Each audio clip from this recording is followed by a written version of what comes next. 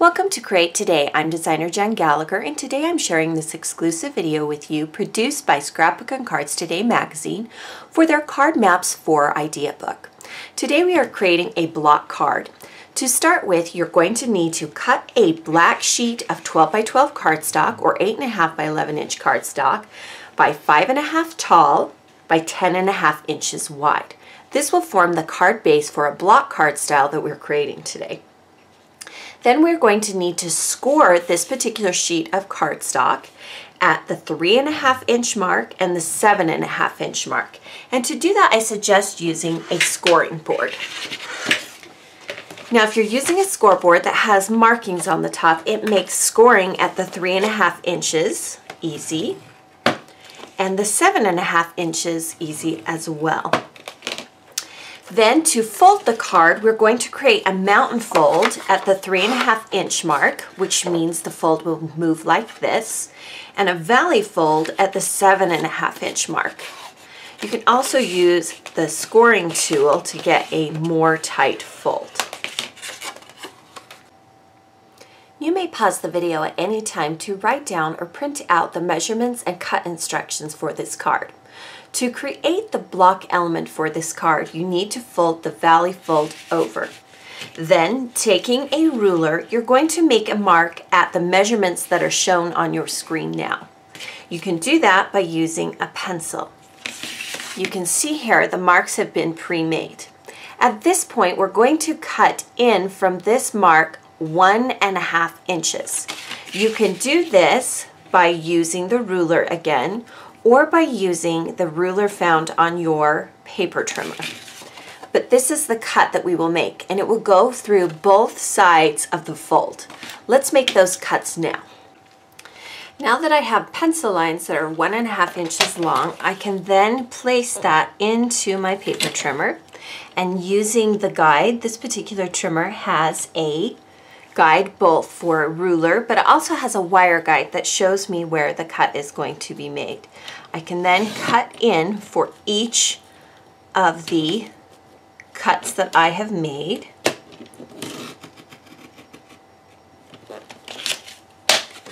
And you can see how the cut begins to form.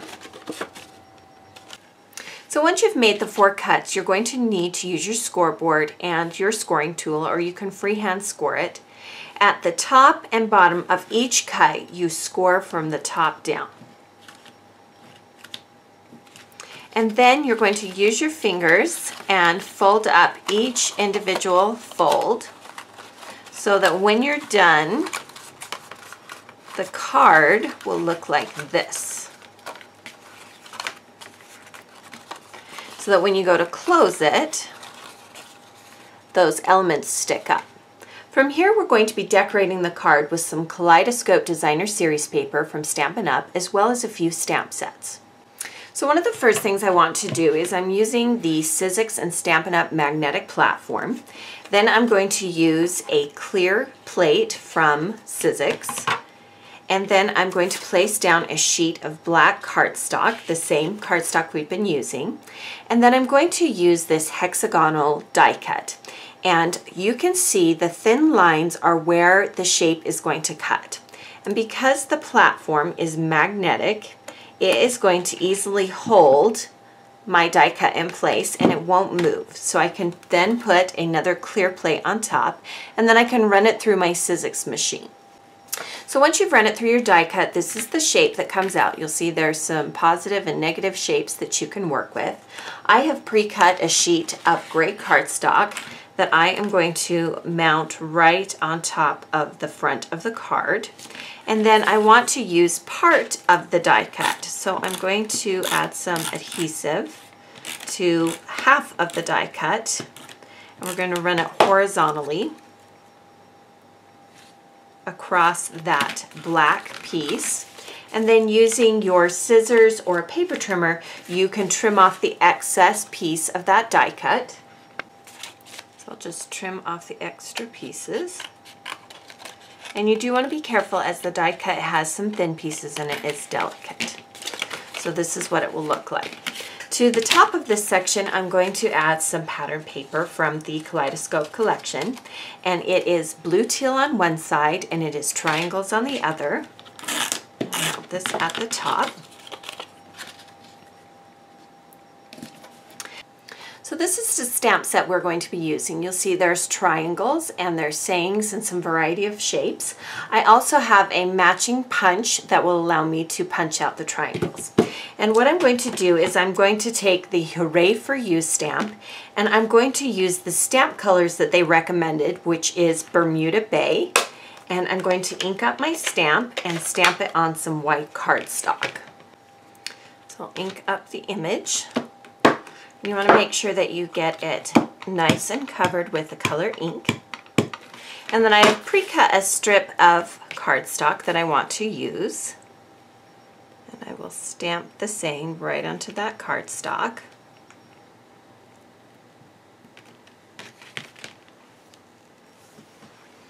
And then I'm going to stamp it again, both in Primrose Petals and Summer Starfruit. You can use yellows and pinks that match this collection as well. And then what I will do is I can fussy cut certain letters from the pink and the yellow, and I can fill them into the title so that I don't just have a one color title. I want a multicolor title. So say I was going to cut out the Y.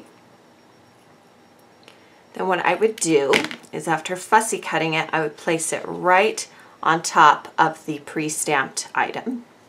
So I went ahead and did that so I could show you what it looks like. And what I did is I substituted out each of the vowels in this particular stamp, and I used the pink and the yellow to do it. Now at the bottom, I'm going to add some stitching with some sewing machine thread in yellow. And I also want to add a little border punch. And so I've taken this pink notebook border punch. This is also from Stampin' Up. And I'm going to adhere that at the bottom of the stamped image.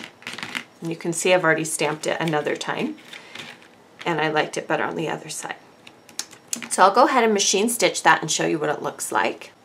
So here's what it looks like with that bottom stitched. We're going to attach that to the top of the die cut piece and it'll run straight across. Now from the stamp set, I have stamped a variety of different triangles and I'll show you how you can do that. So you take these are the cling stamps, they do have wood. Say you wanted the teal stamping ink with a dot pattern. You just need to pull off that white backing and it will cling to any of your acrylic stamp blocks. And you ink it up, and then you're going to stamp right onto that white cardstock again.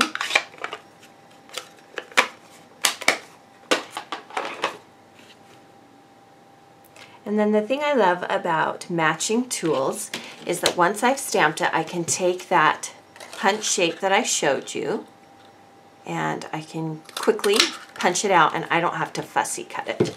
So it just gives me a nice stamped image. So I've pre-punched a few different colors. I've done yellow and I've done the teal. And we're going to add them with some adhesive dots, some glue dots. And whatever pattern you decide to use, make sure that each time you do this, you use the same pattern. So for instance, if your lines on this pink stamped image point downwards, you need to maintain that stamped going the same direction. I'm going to tuck these back a little bit more.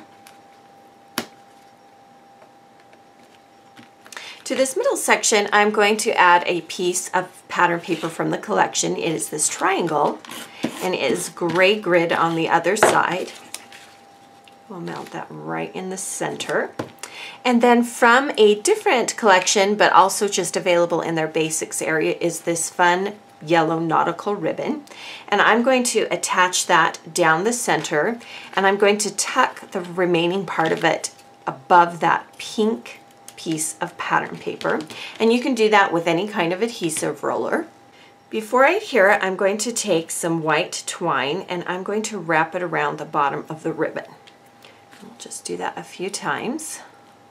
Don't pull it too tight or it will crinkle up that ribbon. I will tie it into a bow just to give it a little bit more texture. Now we can adhere it. If you want something stronger, you can do double-sided sticky tape or wet adhesive, or you can do additional machine stitching to hold it in place. I'm going to mount it on the right side, and again, like I mentioned, we'll tuck the excess part behind, and then we'll use some glue dots to hold it in place. To the ribbon, I'm going to add a few yellow buttons, and we'll do this again with some glue dots. I have a glittered clear one, and I have a solid. And then I have a slightly larger one, creating a visual triangle. And then once we get the bow perfect, we can trim off the excess ribbon. Now there are a lot of different things you can do to the actual block parts of this type of card. One thing that I like doing is adding letters, and I use my silhouette machine to cut out the word congrats from colors that appear in this particular collection. So you can see that I've picked out the different colors, and we're just going to adhere them to each block. And you can do whatever pattern of colors that you want, and you can do them on the side, you can do them crooked, it's up to you. You can just place it down in the center of each of those blocks. You can use whatever adhesive you like. So here's what it looks like when all of the letters have been placed down. Whatever word you choose, you want to make sure that you have enough letters to spell it out on however many blocks you have prepared. To the final section, I am going to first add a piece of scalloped cardstock. It is a circular scallop, and I'll put this right on the edge. And then I'm going to mount some pattern paper on top of it. We want to make sure that the scallops run down the entire side. This time, rather than use the pink side, we're going to use the grit side. We will mount that on top of the scalloped border. And then to the bottom, we're going to take a strip from that triangle paper that is teal on the other side. Just mount that right along the bottom edge. And then again, we will add some more of these stamped triangles to match the ones that we did on the first page.